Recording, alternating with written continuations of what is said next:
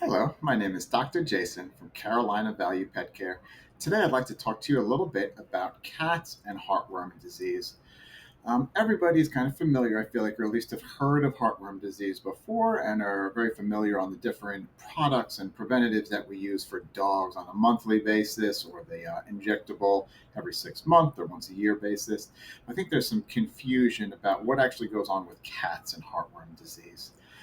So, first question is, how do cats actually get heartworm disease? Great question. Actually, very similar to how dogs get heartworm disease.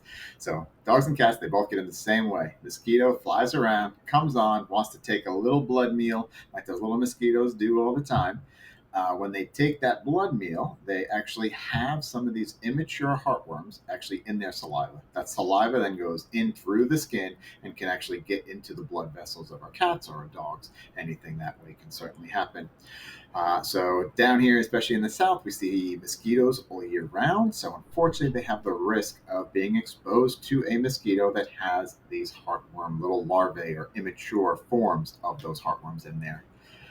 So dogs, we know, at least our protocol, our recommendation is we test every dog every 2 years as long as they've been on a year round heartworm preventative program. We'll test them every 2 years, making sure that they're still negative. No medication's 100% effective. We just want to making sure nothing slipped through the cracks and making sure everybody's still safe and protected this whole time. So cats, we actually don't do the heartworm test for them before starting them on prevention. Cats get heartworms a little bit differently than dogs do. So they both get exposed the same way. Both times they go into the body the same way. Dogs, though, their signs and things that they get from it is because those adult worms start replicating a whole bunch, and we get more and more and more of these adult worms in a dog that builds up in their lung areas and their vessels, and then may even back up towards their heart. Cats, it's weird. They actually typically only get like one or two heartworms as their entire infection. So when we test them, we're testing for just a protein that an adult female makes when we get that little blood test. For dogs, if you have 50 worms, you're likely for one of them to be a female, right? Well, what if I only have one adult worm? Well, I got a 50-50 shot if it's a male versus a female. So if I do a heartworm test on a cat and it happens to have an adult male heartworm, I actually won't be able to detect it on that heartworm test. So when we do heartworm testing on cats, and occasionally you may have a reason to do so, it's typically for a cat that's showing some clinical signs that we think are from heartworm disease. Then we want to see, okay, is it heartworm disease or is it something else causing all of this? So that's our big difference in cats and dogs. Dogs, we always heartworm test them. Cats, we don't, but we do want to still prevent that disease from occurring because it still can do a lot of inflammation, especially within the lungs and some of those vessels by the heart. So, with that kind of is the question, what are the signs of cat heartworm disease?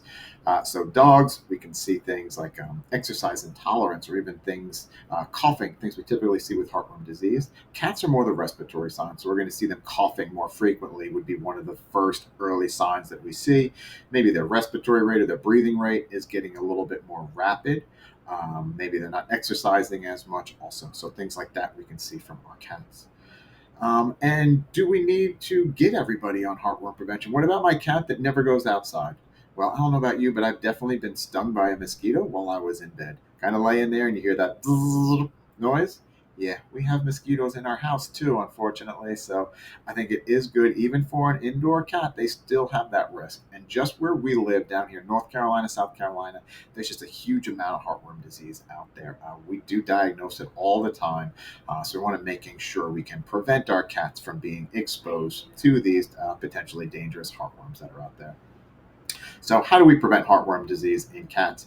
Pretty easy, actually. We just get them on a heartworm prevention. So, there's monthly products out there, some topical ones that are really easy to apply just right between the fur on the back of the neck. We put a little drops of liquid back there, it absorbs into the skin.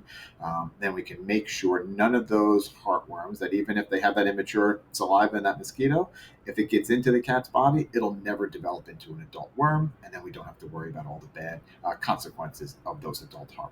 So, pretty easy to prevent and kind of a pain in the butt to diagnose and treat if they actually did get it. So, If you have any other questions, come take a look at our website, www.carolinavaluepetcare.com.